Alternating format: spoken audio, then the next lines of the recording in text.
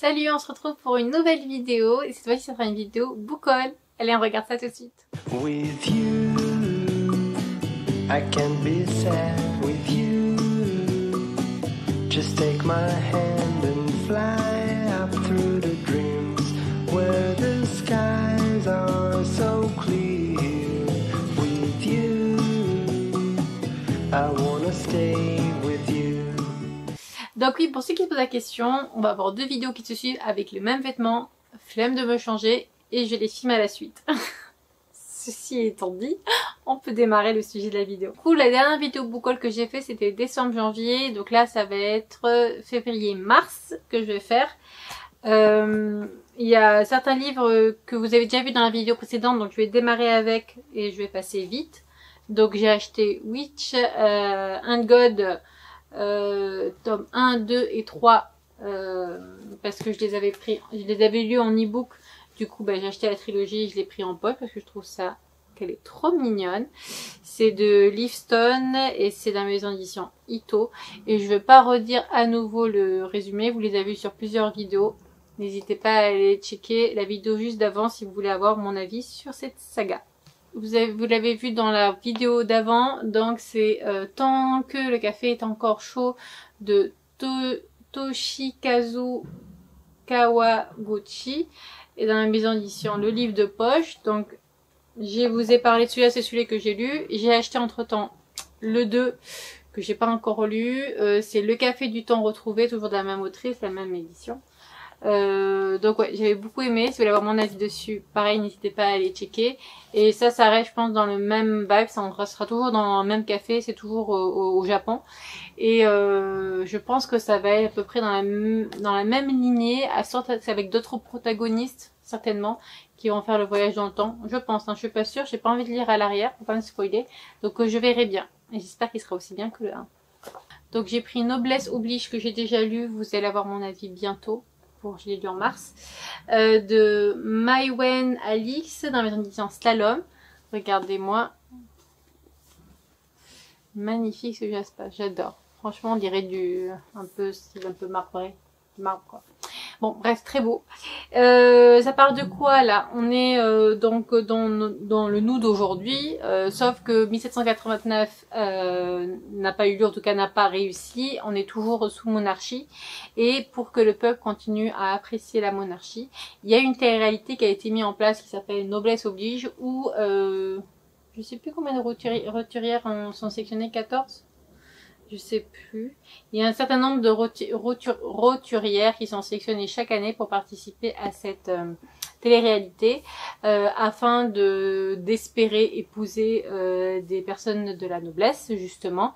Donc des célibataires, des jeunes célibataires qui vont participer également, qui eux sont de la noblesse. Et donc on va découvrir ce qui se passe réellement au sein de la noblesse. Et à travers cette télé-réalité qui est suivie par le peuple. Donc voilà, j'en dirai pas plus. Je ne donnerai pas mon avis aussi puisque je donne mon avis dans une prochaine vidéo. Donc je vais me taire, je dirai pas plus que ça. Voilà pour ce livre. Ensuite, j'ai eu la chance de recevoir un cadeau. Je l'ai gagné dans un concours sur Instagram. Donc voilà, regardez-moi, je l'ai pas encore ouvert, il est toujours sous blister. Il est magnifique, c'est le relié de Le Serpent et le Descendant de la Nuit. Donc le premier tome de Lost Kingdom, et c'est dans la maison d'édition, je sais plus c'est quelle maison d'édition. Mince, elle me sort de la tête là, et là je le vois pas écrit. Ah, Bookmark, je pense que c'est ça. Mais je le vois pas écrit, c'est bizarre. Bon, peu importe.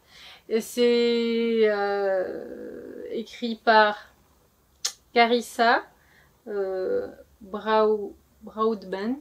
Voilà, je pense que c'est ça. Donc voilà, j'en connais pas grand chose, c'est juste plus ou moins ce que j'ai pu écouter dans d'autres vidéos. En gros, c'est une humaine qui a été adoptée par un vampire et elle va participer à un tournoi parce qu'en gros, elle en a marre d'être considérée comme une proie. Elle veut prouver qu'elle est capable et ce tournoi, c'est un tournoi à mort. Je pense que c'est plusieurs personnes qui se retrouvent. Je sais pas si c'est un tournoi créé par qui. je sais plus, et c'est que des gens, des guerriers, des féroces guerriers qui y vont, et donc elle va aller là-bas aussi pour se battre avec eux, et je pense espérer en sortir vainqueur, mais bon, je vois pas trop comment elle va réussir, vu que ce n'est qu'une humaine.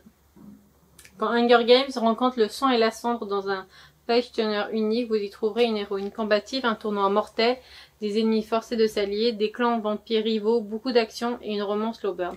Voilà. On verra bien ce que ça donne. Je pense que je vais me laisser pour la période d'Halloween. Et ensuite, j'ai pris quelques graphiques. Donc, j'ai pris Spy Family, le tome 1. Ça fait un moment que j'avais envie de démarrer cette saga, donc ça sera l'occasion.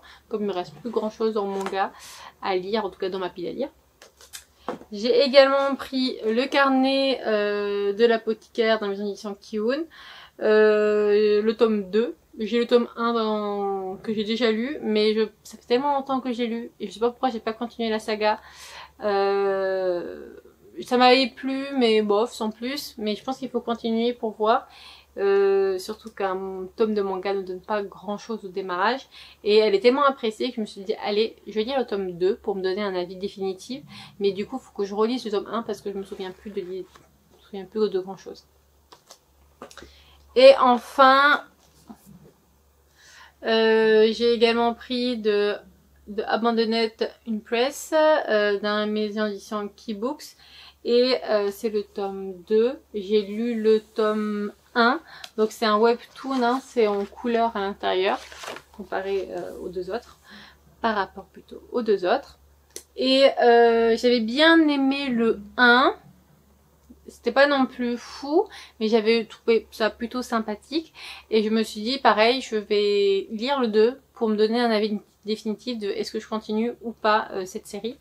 Là, c'est cette jeune fille, en fait, elle avait un dessin tout tracé, elle devait être l'épouse de l'empereur, je pense, et finalement, il y a une autre femme qui arrive, et en fait, c'est pas la fille, elle devait l'épouser l'empereur parce que la prophétie parlait d'une femme qui plus ou moins tout le monde pensait que c'était elle. Finalement, il y a une autre femme qui arrive qui finalement ils se rendent compte que c'est elle dans la prophétie parle. Donc il va épouser cette femme-là et pas elle, et elle va se retrouver mise à l'écart, et ça va créer, alors c'est pas ce que je vais vous dire, c'est dès les premières pages, et elle va se retrouver un petit peu en conflit avec sa nouvelle épouse, et ce qui va entraîner que ils vont la décapiter, ils vont la tuer. Et donc on démarre comme ça l'histoire avec sa mort, et c'est ce qui fait que quand elle meurt au lieu de mourir, elle se retrouve 7 ans en arrière, donc elle avait 17 ans je pense, et donc elle se retrouve à l'âge de 10 ans, un truc comme ça. Si mes souvenirs sont bons, comme quoi je pense que peut-être lire le tome 1, ça serait pas déconnant. Et donc, bien sûr, elle s'est dit, bon, elle connaît c'est quoi son destin, elle décide de faire les choses autrement, et de pas poursuivre cette route. Donc, dès qu'on lui parle d'aller voir l'empereur ou autre, ou le prince, hein, c'est le prince plutôt, c'est le fils, peu importe. À chaque fois, elle essaie de trouver quelque chose et tout, pour pas se retrouver dans les mêmes traces qu'elle a pu avoir la première fois, pour pas se retrouver avec la même fin tragique. Voilà en gros, et donc on va voir si j'aime bien ou pas pour continuer la série. Voilà pour le book haul, donc il est pas très gros, juste ce qu'il faut. Moi j'aime pas non plus trop prendre, en général c'est quand j'achète, je sais que je vais lire le livre rapidement. Le seul moment où je craque vraiment, alors je vous montre tout ça, tic. Voilà.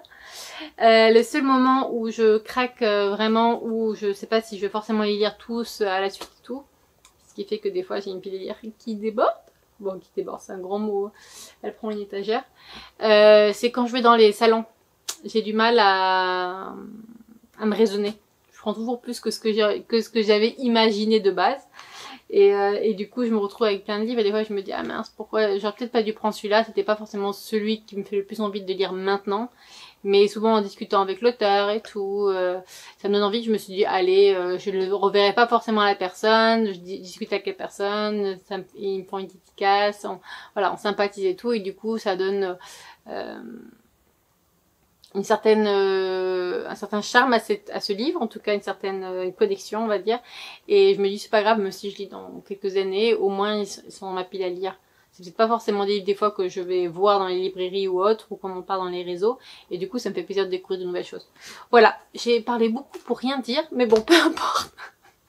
Apparemment j'ai besoin de parler. J'espère que cette vidéo vous aura plu. Si c'est le cas, n'hésitez pas à lâcher un petit pouce, un petit commentaire, vous abonner si c'est pas déjà fait. Et je vous fais de gros bisous. Je vous dis à bientôt et d'ici là, je vous souhaite de belles lectures. Salut!